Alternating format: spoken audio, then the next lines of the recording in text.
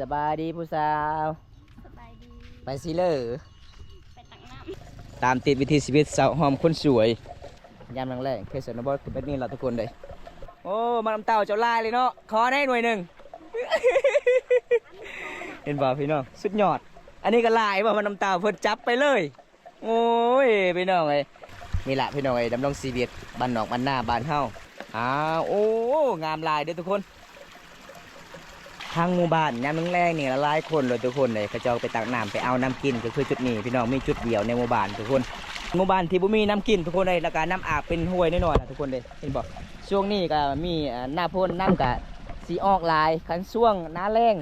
น้ำก็บ่ได้ออกลายเนาะเขาให้บ่เพื่อนแม่ทาบ่มีฮงซีคันทามีฮงซีนี่ทาพอได้มักลูกสาวแม่นี่ซื้อให้ฮงซีแล้วเลยโอ้บรูก็เอาบ่เอาบรูละเอาไทยก็เอาเนาะลาวก็เอาบ่เลือกบ่ติอีแม่เพิ่นกำลังฟัดเข่าส่วนลูกสาวเพิ่นกำลังตามเข่า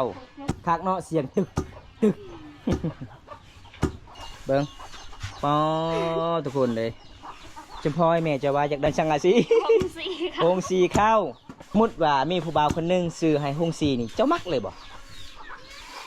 คันสมมุติว่ามีผู้บ่าวซื้อให้ฮงซีนี่ขดองเจ้าต้องลดอีกเนาะ50 ล้านกลายเป็น5 ล้านคันมีฮงซีก็ลดให้เท่าไรเนาะ50 ล้านกลายเป็นเท่าไรเจ้าสิลด40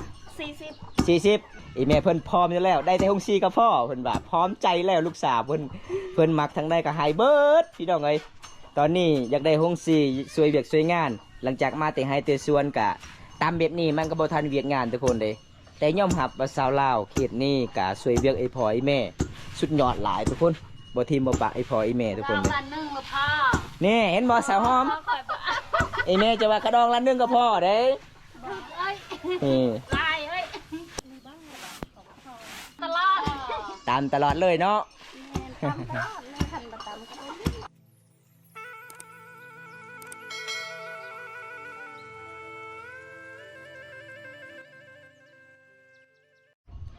สบายดีผู้สาวสบายดีไปสิเลอไปตักน้ำบ่อ๋อซื้อซาหอมเนาะแม่นี่ทุกคนเลยโดนแล้วบ่ได้มันตากับบ่ได้ไปเยี่ยมไปยามหลังจากหาไปซ้อนห่วงบ่ตอนนั้นบ่เกือบในใดเกือบงัวไล่ซนเกือบบ่รอดเนาะไปเมื่อนั้นมิที่เจ้าเนาะมานลายเนาะเจ้าหากินมันมานเลยซองมาเลยกันผู้ใดเป็นแฟนกับเจ้านี่โอ้บ่ได้อึดอาหารเจ้าหากินเป็นทุกคนเอ้ยมาเมื่อนี้ได้พ่อน้องไปตักน้ำบรรยากาศยามแรงๆทุกคนในบำตาอะไรเงี้ยการเดินทางวันนี้ไปเยี่ยมไปยามสาวเวียนก็ได้พ่อเพราะว่าสาวเวียนเมื่อนี้ไปใส่น้องออกให้ดูข้าวให้บ่อ๋ออีพ่อไอแม่น้องเด้ออกให้คือกันบ่อ๋อทุกคนเอ้ยอันนี้คือสาวหอมด้วยทุกคนอายุจักปีเลยไอ้มาเมื่อนี้100แล้วโอ้เป็นว่าอายุ100 ปีจักปีน้อง18 ปีเนาะอ๋อ18 ปีเอาได้เดี๋ยวทุกคนเลย18 ปียังเจ้า สาวลาวเขตชนบทพี่น้องตอนเป็นสาวโสดก็คือแบบนี้แหละพี่น้องอยู่เฮือนอยู่ศาลบ่ทุกคนเอาไปเลยมาเชื่อจุดที่ไทยเป็นมาแต่ให้พี่น้องเลย เห็นบ่พี่น้องเขตชนบทช่วงนี้ก็เจ้ากับกำลังหูเข้าหายได้ไก่สีหอดแล้วดูหูเข้าหายแล้วพี่น้องบางคนก็ตักน้ำไม้เห็นบ่พี่น้องโอ้คักผู้บ่าวพี่น้องในหมู่บ้านนี่สุดไล่กะผู้ชายนี่อยู่เฮือนผู้หญิงนี่ออกหายเบิดทุกคนเห็นบ่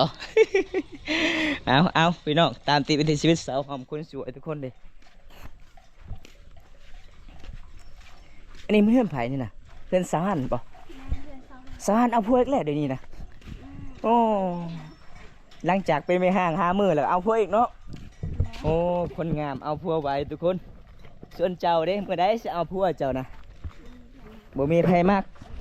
ขันมีคนมักตัวนี้สิเอาบ่เอาแท้บ่น้อง เสียเอาเท่าใดแท้ขาดองเจ้า ยังมาลืม50 ล้าน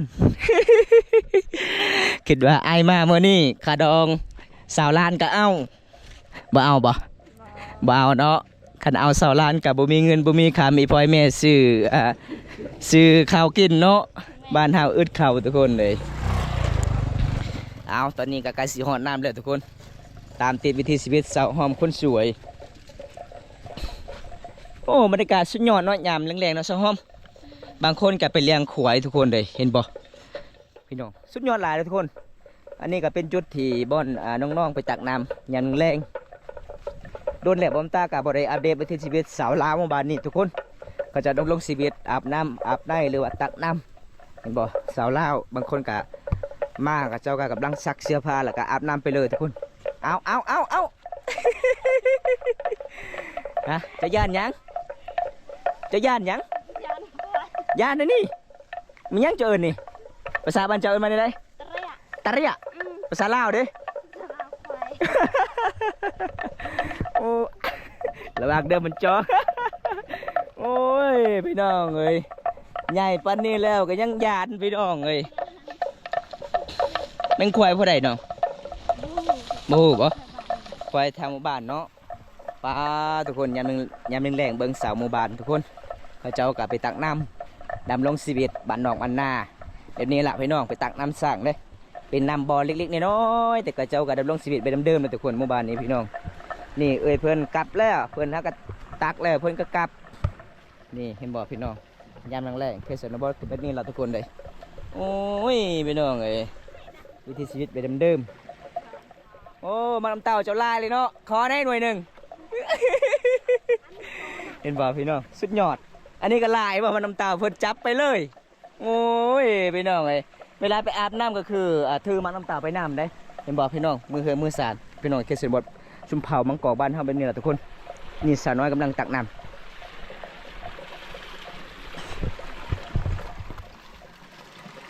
บันส่วนเย็ดเด้อบ่ก็เย็ดเด้อบ่ตะหม้อ พี่น้องเห็นบ่สาวน้อยเพื่อนตักน้ำเอามันน้ำเต้ามาหายน้ำเอามือเฮือนมือซ่านส่วนอีพ่อไอแม่ออกไอออกส่วนทุกคนส่วนสาวน้อยอยู่เฮือนอยู่ศาลเอาน้องแล้วก็เฮ็ดเวียกเฮ็ดงานอยู่เฮือนอยู่ศาลทุกคนช่วยเวียกอีพ่อดำรงชีวิตได้ดำเดิมพี่น้องเลยเขตสาวลาวหมู่บ้านนี่เป็นหมู่บ้านที่น้องที่สุดกับตัวเมืองเป็นน้ำนี่ก็เป็นน้ำที่กระเจ้าก็ตักน้ำกินหรือว่าน้ำใสน้ำอาบจุดนี้เบิดพี่น้องดำรงชีวิตไปดำเดิมทุกคนเลยหลังจากจะไปตักน้ำแรงๆจะไปอาบน้ำเนาะอ๋อมาเมื่อนี่สองน้องขาดครึ่งหนึ่งทุกคนเลย เป็นยังไงราคามันแพงบ่น้องแบบนี้ปะราคาเท่าไหร่170,000เงินลาวเท่าไหร่170,000นะเงินบาทหรือเงินลาวเงินลาวโอ้ก็เลยขึ้นมาเงินบาท นี่มาน้ำเต่าเพื่อนเจ้าบ่มีมาน้ำเต่าบ่มีคือกันเป็นยังเจ้าคือบ่ได้ใส่มาน้ำเต่ามันตักมันนักอ๋อแต่น้ำกับบ่ไล่กินเดียวกับเบิดโอ้งามเนาะมาน้ำเต่าเจ้าเนาะสาวน้อย เจ้าบ่ได้ค่ายป่ะน้องบ่ได้ค่ายบ่อ๋ออันนี้มาน้ำเต่าเพิ่นสีข้าวเนาะมาน้ำเต่าเจ้าเนาะเอาเพิ่นกลับเลยเด้อนี่เพิ่นใจขวดเปล่าพี่น้องเห็นบ่นี่แหละพี่น้องไอ้ดำรงชีวิตบ้านนอกบ้านนาบ้านเฮาโอ้งามลายเด้อทุกคนสุดยอดทุกคนเลยบางคนก็มาบางคนก็เมื่อทุกคนเลย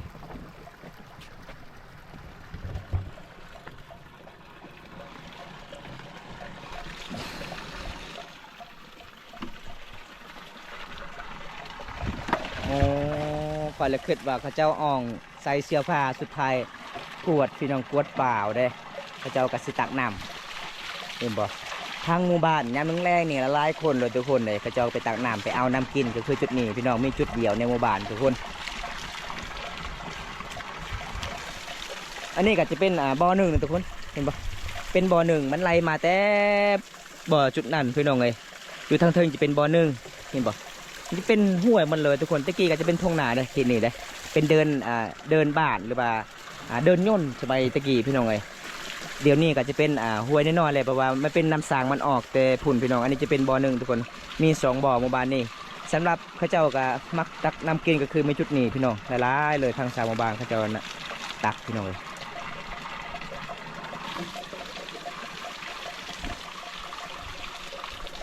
ผู้ชายก็มาตักได้ป่ะผู้ชายป่ะเขาเจ้าซอยผู้หญิงป่ะบ่เลยมีแต่ผู้หญิงคันใดพัวแล้วก็มีแต่เมียไปตักส่วนพัวได้เฮ็ดหยังพัวน่ะคือบ่ได้ซอยบ่ได้เฮ็ดหยังคันเอาพัวแล้วบ่ได้เฮ็ดหยังเลย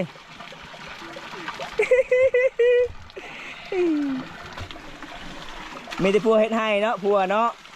เพราะว่าพัวก็เมื่อยเฮ็ดให้เลยเด้ก็เลยอยู่เฮือนอยู่ศาลพักผ่อนเนาะฮะผู้หญิงนี่ผู้หญิงก็เฮ็ดให้บ่อ๋อคอยเลยคิดว่ามีแต่ผู้ชายเฮ็ดให้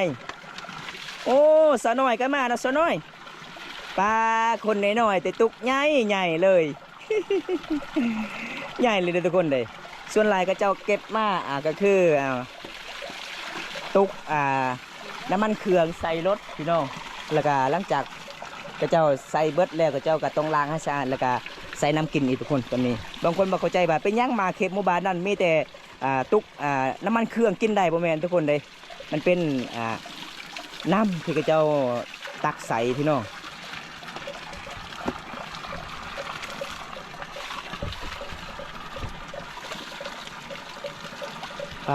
หอนลายแล้วซอหอมหอนแท้หอนบ้ามื่อนี้ทุกคนแต่ยอมรับว่าน้องชู้ชีวิตเลยทุกคนเพราะว่าจะเป็นสาวหมู่บ้านละหลายคนทุกคนเลยเขาเจ้าสู้ชีวิตดำรงชีวิตแบบดำเดิมเป็นหมู่บ้านใส่น้ำกินน้ำออกจากสลับหินหรือว่าออกจากหางไม้หรือว่าออกจากภูละพนองภูฝาป่าดงหมู่บ้านนี้เป็นหมู่บ้านที่บุมีน้ำกินทุกคนเลยแล้วก็น้ำอาบเป็นห้วยน้อยๆนะทุกคนเลยเห็นบอกช่วงนี้ก็มีหน้าพ่นน้ำกับสีออกลายคันช่วงหน้าแรงน้ำกับบริออกลายเนาะเอาสิกลับละบัดนี้น้องกะหลังจากตักแล้วน้องกะสิกลับเครื่องกลับสานใครแต่ช่วงนี้น้ำออกลายตักไว้มันเต็มไว้เนาะเอาเบิ้งเส้นทางพี่น้องเลยระยะการเดินทางแต่เฮือนเสาห้อมกาประมาณ300 กว่าเมตรเลยทุกคนเลยเห็นบ่อันนี้ก็จะเป็นทุ่งนาในสมัยตะกี้เห็นบ่ก็เจ้ากะมาเลี้ยงควายชุดนี้เลยทุกคนอันนี้เป็นบ่อหนึ่งบ่อนี่ส่วนหลายเขาเจ้ามักอาบแล้วก็ส่วนน้อยเขาเจ้าตักพี่น้อง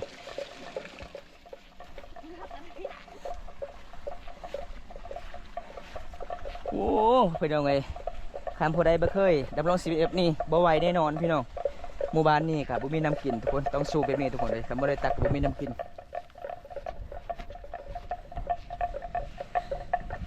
เวจะได้มาบ่นี่ยังยานคือเก่าบ่ควายนะ ควายบ่มีเจ้าของเลยบ่เอาไปเลยควายไล่นี่แล้วเลยปะเลยตุกน้ำ ส่วนหลายเขตหมู่บ้านนี่เขาเจ้ามาเลี้ยงควายก็คือตามหมู่บ้านทุกคนเขาเจ้ามาปล่อยได้เพราะว่าจะเป็นเป็ดหมูไก่ปล่อยแบบนี้เลยทุกคนเห็นบ่เขาเจ้าปล่อยแบบนี้เลยได้แบบเขาเจ้ากับบริเฮ็ดขอบพี่น้องปล่อยแบบเลี้ยงแบบเดิมๆเลยแบบตามธรรมชาติเลยทุกคนเลยเวลายามตอนเช้าตอนแรงเขาเจ้าต้องเอิ้นเด้เขาขอบพี่น้อง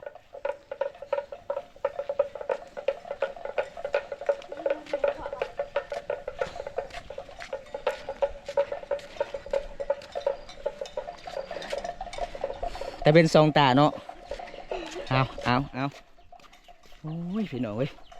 ฮ้อนหลายเด้อทุกคนบรรยากาศยามแรงเมื่อนี้กับประมาณตกเกือบ30 องศาพี่น้องเว้ยหมู่บ้านนี้ก็เป็นหมู่บ้านติดกับเต็นภูเขาแนมเบิ้งทางใดเห็นเขาเจ้าก็มีที่เฮือน8 หลังใหญ่ๆเลยทุกคนเห็นบ่เป็นหมู่บ้านอุดมสมบูรณ์หมู่บ้านนี้เวลามีสัตว์อย่างต่างๆค่ะส่วนน้อยเขาเจ้าเลี้ยงส่วนหลายเขาเจ้าปล่อยตลอดเลยทุกคนเลย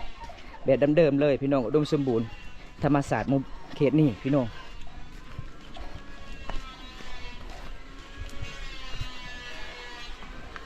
เขาเจ้าเห็นอย่างซ้อมฮะเขาเห็นอย่างเสียงจักนะโอ้โหมันแม่งเขาเจ้าเห็นเหือนบ่มวนลายเลยทุกคนเลย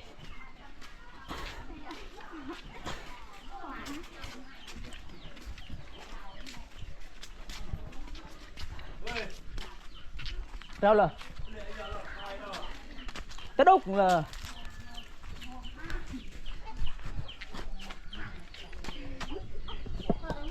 thì đấy nặc vào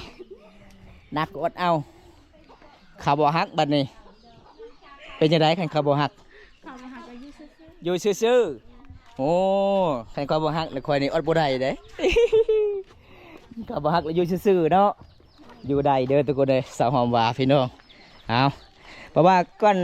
ไก่สีหอดเฮือนเจ้าต้องพักผ่อนก่อนเนาะ1 นาทีเนาะ แดดแห้งยางกับบ่ไหวคือกันเอาน้องต้องย่างเป็นนี่ล่ะทุกคนเลยยอมหักเลยทุกคนเลยสาวลาวหมู่บ้านนี้พี่น้องสู้ชีวิตและก็ขยันตอนเป็นสาวโสดกันเป็นแฟนกับสาวลาวหมู่บ้านนี้บอกเลยพี่น้องบ่ผิดหวังแน่นอนทุกคนขยันสุดๆเลยทุกคนเลยนี่เห็นบ่ย่างโซเซ่ก็ยังสู้เด้เอานี่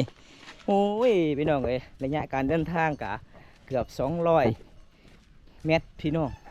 อันนี้ก็จะเป็นเครื่องของสาวหอมเลยทุกคนนี่อีเมย์เพื่อนกำลังตำข้าวบ่สาวหอม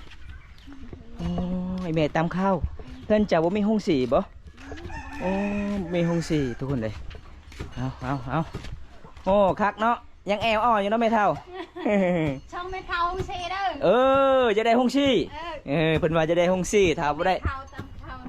ถ้าบ่ได้เอาลูกสาวเพิ่นซื้อแต่ห้องสีกันแล้วเพิ่นว่า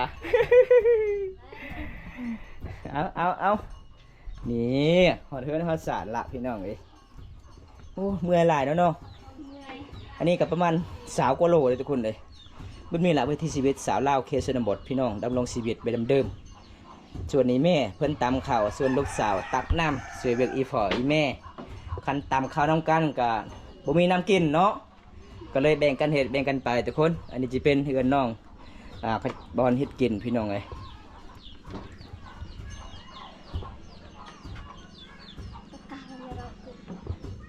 น้ำมันขุ่นนะมื้อนี้เนาะโมเมนต์ฝนตกมาเมื่อวานเจ้าวันนี้บ่เป็นย่างน้ำมื้อนี้คือมันแปลกเลยมันเป็นสีขุ่นๆนิดนึงโมโหปกติเมื่อวานของเจ้านี่น้ำมันใสมามื้อนี้น้ำจะเป็นสีขุ่นๆก็กินบ่เนาะกินได้เนาะใครบ่กินก็บ่มีน้ำกินหมู่บ้านเฮานอกที่สุดก็ตัวเมืองเนาะเอานอกก็สิเมื่อยหลายนี่พี่น้องสาวลาวเขตนี้ทุกคนเห็นบ่พี่น้องขยันสุดๆเลยทุกคนเลยหลังจากนั่งกันมาหาอีเมต่อ เขาย่างนี่ไม่เท่าเขาให้บ่เพื่อนไม่เท่าบ่มีฮงซีคันทามีฮงซีนี่ถ้าพอได้มักลูกสาวแม่นี่ซื้อให้ฮงซีแล้วเลยโอ้ได้แห้งก็คือฮงซีเนาะนี่พี่น้องเอ้ยนี่เป็นบาเต็มใจถ้าผู้ได้มักลูกสาวเฟิร์นอย่าลืมซื้อฮุงซีมาเด้ออ๋อบรูก็เอาบ่เอาบรูก็เอาไทยก็เอาเนาะลาวก็เอาบ่เลือกบ่ติเพิ่นว่าบ่ติทุกคนถ้าเลือกลายมันเจ็บเนาะเลือกผู้ใดเจ็บก็เจ็บต้องเอาหมดเลยทางใดมักเอาทางนั้นโอ้สาวหอมแอลอ่อนได้ทุกคนเลยขนาดมาแต่ตักน้ำคันคนอื่นนี่แอลเค้งไปแล้ว อีแม่เพื่อนกำลังฟัดเข่าส่วนลูกสาวเพื่อนกำลังตามเข่าคักเนาะเสียงตึกยอมหามทุกคนขยันหลายเด้พี่น้องเลยสาวลาวหมู่บ้านนี้ทุกคนประมาณจังนาทีน้องจึงแตงโอ้โหกันเบิ้งมือเจ้าเบิ้งปอทุกคนเลยจำพ่อแม่จะว่าอยากได้ช่างอาซีประมาณช่างอาซีฮงซีเข้าคันสมมติว่ามีผู้บ่าวคนนึงซื้อให้ฮงซีนี่เจ้ามักเลยบ่ไอ้แม่จะบอกเอาเลยได้ขาดองเอาแต่ฮงซีเลยได้จะเอาได้บ่เอาได้บ่ได้บ่มีขาดองอีกเจ้าต้องมีขาดองแล้วก็ฮงซีไปพร้อมอ้าวข่อยเบาเล่นหน่อยเมียจะว่าให้ไปเลยถ้าซื้อให้ฮงซีฮะว่าเอาเจ้า คันสมมุติว่ามีผู้บ่าวซื้อให้ห้องซี่นี่ขดองเจ้าต้องลดอีกเนาะ50 ล้านกลายเป็น5 ล้าน มา เอ้ยเอาเจ้าสิลดเท่าไรขดองเจ้า คันมีองค์สี่ก็ลดให้ ลดให้เท่าไรเนาะเท่าไรเนาะ 2 ล้านไปบ่ เอาแต่ได้เอา50 ล้านกลายเป็นเท่าไรเจ้าสิลด 40 40โอ้ครึ่งหนึงเนาะลดให้10 ล้านนะทุกคนเลยถ้าผู้ใดมักสาวหอมอีแม่เพิ่นพร้อมอยู่แล้วได้แต่ห้องซีกับพ่อเพิ่นว่าพร้อมใจแล้วลูกสาวเพิ่นมักทั้งได้ก็ให้เบิดพี่น้องเอ้ยตอนนี้อยากได้ห้องซีช่วยเวียกช่วยเวียกช่วยงาน หลังจากมาแต่ให้แต่สวนกะตามแบบนี้มันก็บ่ทันเวียกงานทุกคนเลยแต่ยอมรับว่าสาวลาวเขตนี้กะช่วยเวียกไอ้พ่อไอ้แม่สุดยอดหลายทุกคนบ่ทีมบ่ปะไอ้พ่อไอ้แม่ทุกคนเลย วันหนึ่งละพ่อ นี่เห็นบ่สาวหอม ข่อยบ่ ไอ้แม่จะว่ากระดองล้านหนึงก็พอเด้ เอ้ย นี่ ลายเอ้ย ล้านหนึงก็หลายเนาะแม่เฒ่าเนาะการไปหาหน้าไม้ดับเป็นเดือนและได้ล้านหนึง แม่เฒ่าเพิ่นใจดีหลายทุกคนเลยอารมณ์ดี เวลาแขกมาเยี่ยมมายามอารมณ์ดีแบบนี้ล่ะพี่น้องเอ้ยเพิ่นหัวควนโอ้ลูกสาวพัดบ่เป็นบ่แม่เฒ่า เป็น บ่เป็นเพราะว่าแอวลูกสาวของไอ้แม่ยังแข็งอยู่เนาะ เอาอีแม่เพิ่นว่าลูกสาวพัดบ่เป็นก็เลยแม่พัดเบิ่งเด้อสาวหอมเด้อสูตรอีแม่พัดแบบใดเจ้าต้องเฮียนนำเวลาจะเอาผัวดิบ่มีไผสอนเลยได้ เอาไหนอมนี่ เอ โอ้ย อ เลยอุตรดิตถ์ ไอ้แม่เพิ่นว่าเอ้าสอนบัดนี้เอาอีแม่สอนลูกสาวพัดเข้าทุกคน เอา แบบใด เอาอีกตัวนะฮะ บ่ว่าจะหน่อยเบิดเลยเขาจะตกชอมเอ้ย ไปจะได้สอมลายบ่โอ้เบิ่นว่าลายโพดพัดบ่เป็นอีกเด้อทุกคนเด้ รางพัน ตะดังพัดตะดังโอม เข้าให้มันเป็นมันใหญ่ๆเนาะ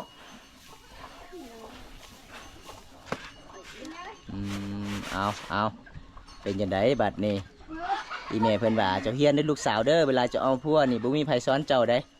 ปกติอีเมเพิ่นจะฝัดแต่อีเมเพิ่นให้ลูกสาวเพิ่นเฮียนผู้วิธีชีวิตสาวลาวผัดเข่า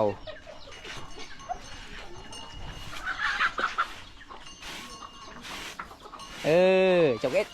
แอลจะเฮ็ดอ่อนๆในนึงนะแอลนะ อันนี้ยังแข็งโพดแอล นี่ก็ได้ แบบนี้ก็ได้ปะอ๋อ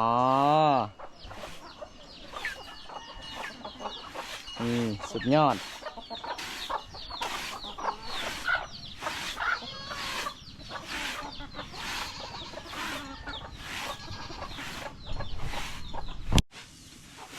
นะครับตอนหักมีบ้างไหมบ้างของทองให้ไปหมักอันพี่นะอม ได้เป็นแล้วเนาะบัดนี้เนาะ เป็น นี่เป็นแล้วทุกคนได้นี่หลังจากเพื่อนพัดแล้วเพื่อนก็สิตามต่อทุกคนนี่แหละพี่น้องเวทีชีวิตไปเดิมๆเลยพี่น้องสาวลาวหมู่บ้านนี้ทุกคนเลยดำรงชีวิตอยู่ตามชนบทบ้านนอกบ้านนาส่วนความมองกองบ้านเฮาการบ่อตั้มกับบุมีข้าวกินยามแรงๆอันนี้ก็คือสำหรับพระเจ้ากาสีมาเอามาเข้าเสามืออื่นทุกคนหรือว่ายามแรงพี่น้องเลยเห็นบ่ต้องตำแบบนี้ตอนเสาร์ก็ตั้งตำตอนแรงก็ตำถ้าไม่ได้ตำก็มีข้าวกิน ทำตลอด ตามตลอดเลยเนาะ ทำตลอดเลยทันประจำก็เป็น แม่น เอาตลอด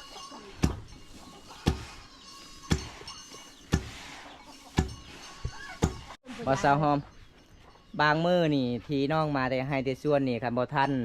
ตามเขานี่ไปซีอยู่ขึ้นเขาบ่เขาจ้างสอบหนึงเท่าไหร่เนาะ 30 30,000กีบบ่โอ้คอยเลยคิดว่าสอบหนึง3,000 10,000เขาเจ้าว่าเอาบ่มีแต่30ขึ้นไปโอ้พี่น้องเอ้ยโอ้พี่น้องคันเฮาบ่มีเงินก็แสดงว่าหมู่ก็บ่ซี่ให้เนาะ บ่ อ๋อกลางคืนก็ต้องตับเนาะ ตั้มแบบนี้แหละ ตามแบบนี้ล่ะทุกคนเลยถ้าบ่ได้ตามกับบ่มีข้าวเฮาเอามาเวลาเอาให้เอาส่วนกับบ่ทันล่ะพี่น้องแบบนี้ล่ะพี่น้องวิถีชีวิตสาวลาวทุกคนเลยมื้อนี้ผัดข้าวก็เป็นแล้วเนาะยังต้องการฮงซี่ขะดองรุด10 ล้านเนาะแม่นบ่ แ แม่ นี่ทุกคนเลยเป็นมารถ10 ล้านเด้อพี่น้องมื้อนี้อายขอกลับกันเด้อสาวหอมเด้อ เดิน ขอขอบใจละลายที่พาอายได้รับชมวิถีชีวิตน้องมื้อนี้บ่มีหยังหลาย FC ทุกคนที่เข้ามาติดตามรับชมมื้อนี้ก็ขอให้อยู่ดีมีแรงเด้อขอให้ร่ำให้รวยปรารถนาสิ่งใดขอให้ได้สิ่งนั้นที่ได้รับชมวิถีชีวิตสาวลาวแบบนี้ล่ะทุกคนดำรงชีวิตเดิมๆพี่น้องเอาคลิปหน้าพบกันใหม่ขอกล่าวคำว่าสบายดีบ๊ายบายสู้ๆเด้อ เพิ่นตามข่าวบอมตากะสิเหมือนล่ะทุกคน